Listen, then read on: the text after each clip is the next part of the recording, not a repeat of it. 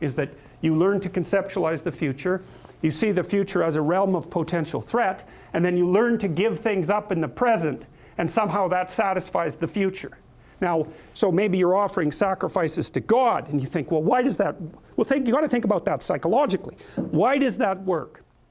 Well, you could think about the Spirit of God the Father as an imagistic representation of the collective spirit of the group. We'll call it the patriarchy if you want. Doesn't matter. It's the thing that's common across the group as a spirit, as a psychological force, across time. Why do you make sacrifices to that? That is what you do all the time. Right now you're sacrificing your time to the Spirit of the Great Father, because your assumption is that if you do what's diligent, so you're not chasing impulsive pleasure at the moment, unless you're pathologically interested in this class or something like that, you're not chasing impulsive interest. You're sacrificing your impulsive interest to satisfy the spirit of social requirement. And so you're offering a sacrifice to that spirit in the hope that you can make a bargain with it so that it will reward you in the future. And that reward will be partly the staving off of insecurity, which is no more than to say that part of the reason that you're getting your degree is because you believe that it'll aid you in finding employment and status and all the other things that will stave off the dragon of chaos. So now those things were, as we've been at pains to point out, is those things were acted out and then represented in image and story long before they could be fully articulated, because we're building our knowledge of ourselves and also our social structures and also the world from the bottom up as well as from the top down. There's an interplay between the two levels of analysis. Okay, and so so that's partly the archetypal underpinning. And then with regards to the stories themselves, you're in a map, so to speak. You're using a map, and with any luck it's detailed enough so that you can use it to get to the place that you want to go. And sometimes you don't, and that means that you have to recalibrate your journey along the map, which, by the way, is exactly what GPS systems do when you go off the pathway, right? They stop. That's an anxiety response from the GPS system. They stop, they recalibrate, and they readjust the map. Now and then, if you're unfortunate, this very rarely happens anymore, you'll be on a road that isn't mapped, and then the GPS system doesn't know what to do. Well, that happens in real life too. I mean, I'm using GPS for a very specific reason. Those are intelligent systems. As far as I'm concerned, those are the closest things we've ever designed to intelligent systems, because they can actually orient, right? They orient in real time. And they're unbelievably sophisticated systems, right? Because they rely on a huge satellite network and so on. And they're cybernetic systems, technically speaking. They respond very much like the way that we respond. So anyways, you know, you inhabit a map. You try to adjust the resolution of the map so that it's no more complex than it needs to be to get you from point A to point B. That's it. You want minimal resolution, because that enables efficient cognitive processing. It doesn't overload you too much. Like when I'm looking at this room, if I look, say I want to walk down this pathway, basically what my mind does, my perceptual field, and you can detect this. If I look straight ahead, I can barely see you people on the periphery. You're kind of like blurs. You two, I can tell that you have heads, but that's about it. When you move, I can see your hand. I can probably see your eyes, but barely. So you're all very low resolution. And even though I can't detect it, at the very periphery of my vision, you guys are black and white. So my color vision disappears at the periphery, even though I can't actually perceive that. So what happens is, if I want to walk down here, this pathway becomes high resolution. It becomes marked with positive emotion. All of this turns into low resolution. Back here, it's not even represented. And then I find out, well, am I doing this properly? And the answer is, well, I walk forward, and if I get to the goal, then I've done it properly enough. And if, you know, one of you stand up and get in my way, then I'm going to focus on you and assume instantly that I haven't mapped you properly, right? I put you in the category of irrelevant entity, when in fact, you happen to be in the category of strange object, the thing that objects.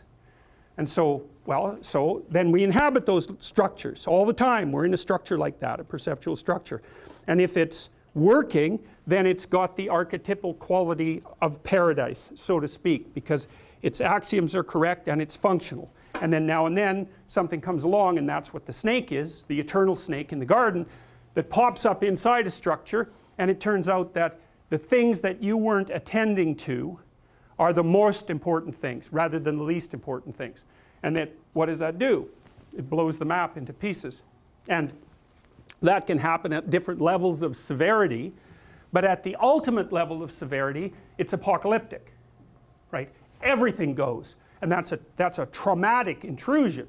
And essentially, the story of the Garden of Eden is the story of a traumatic intrusion. That's exactly what it is. And so what happens is that Adam and Eve are living in unconscious bliss, roughly speaking. Everything's fine. They're in their walled garden. They're in a paradisal state. They're not aware of their own vulnerability or nakedness, so they're not suffering from negative emotion.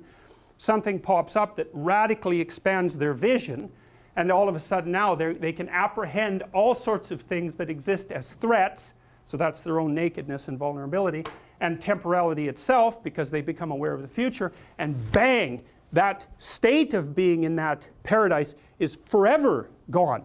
That's the strange thing about human beings. This is what happened to us, I think, is that our perceptions developed to such a degree that we could no longer ignore what was irrelevant. We couldn't do it because we discovered, roughly speaking, once we discovered our finite limitations in time and space, we discovered that we were surrounded by infinite threat. Always. And maybe that's why people are so hyper awake, because threat wakes you up. Well, we're in a constant state of existential threat. Now, the advantage to that is that we take arms up against a sea of troubles constantly. That's the advantage, right? And we build enclosures and we take precautions for the future, and we live a very long time, and we generally live quite safe lives compared to the lives we could live. And so we've traded pain for anxiety. That's another way of thinking about it. Now, it's still a pretty rough trade, right? Because who wants to be nervous all the time? But you're alive and awake when you're nervous, and it is a form of consciousness elevating activation. That's another way of thinking about it. So the story of Adam and Eve is the story of the eternal fall. That's what it is. It says, look, you exist in these walled enclosures, but there's something that lurks that will always knock you off your feet. And then the question is, what is that? And the answer to that is being formulated over very long periods of time. Partly it's the probability of predation itself. That's the snake, the thing that can come in subtly and undermine you. Okay, but then that's what would you call it? Expanded upward to include the abstract snake, which is that thing that can undermine your conceptual schemes. Right? So you have your actual territory, and then you have your abstract territory. And in your actual territory, there are actual snakes, and in your abstract territory, there are abstract snakes, right? And then the worst snake of all is malevolence.